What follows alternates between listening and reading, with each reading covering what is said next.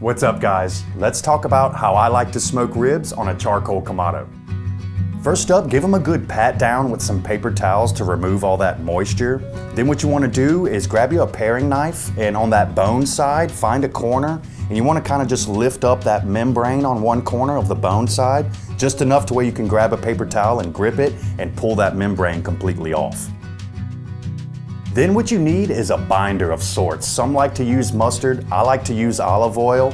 What you do is get a good coating on each side, that way you can move on to applying your rub. I like to put a little bit more on the meat side than the bone side and just make sure you rub that stuff in well. Go ahead and stash them in the fridge for at least an hour. You can go overnight if you've got the time, but this will really help the flavors soak into the meat. Now when it comes to establishing your fire, you don't need a crazy amount of charcoal because Kamados are so efficient. And look, get rid of that lighter fluid. I like to use starter cubes. Go ahead and set one on top of your base pile of charcoal and then put a few other charcoal pieces on top just to help you slowly get rolling. You're not really trying to get all the coals lit at once like you would a high heat cook.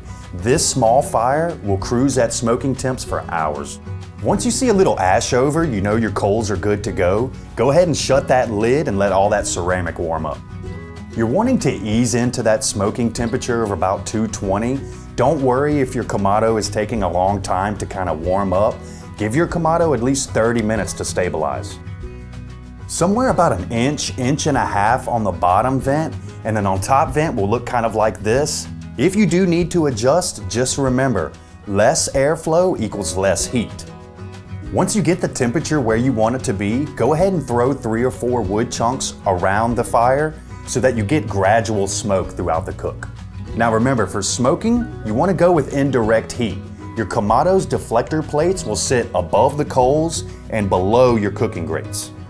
The deflector plates also serve as a good spot to put your water pan. This will add moisture throughout the cook. I like to use a 50-50 blend of apple juice and apple cider. This stuff will really complement the pork and help sharpen the flavor of those ribs.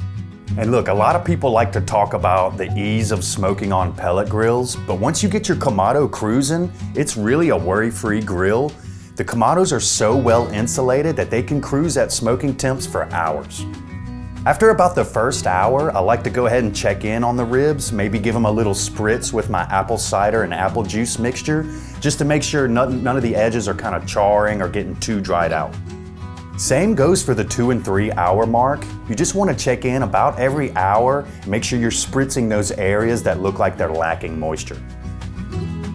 After smoking for 3 hours, your ribs should have plenty of smoky flavor. This is when I like to remove them, wrap them with some heavy-duty aluminum foil, spritz them again just to add some moisture in there, and we're going to put those back on the grill for about 30 to 45 minutes. After that, go ahead and remove them from the foil, and I'm going to put them back on the grill, and I'm going to raise the temperature up to about 350 because I like a nice crispy outer bark while still tender and juicy on the inside. And hey, these time frames may vary a little bit depending on which type of rib you're cooking, but what you're looking for is that rich mahogany color bark, and when that bone is starting to pull away from the meat, you know they're ready.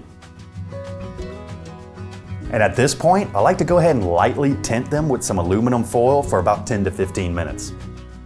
And hey, once you've mastered this method, you'll be getting consistent results every time.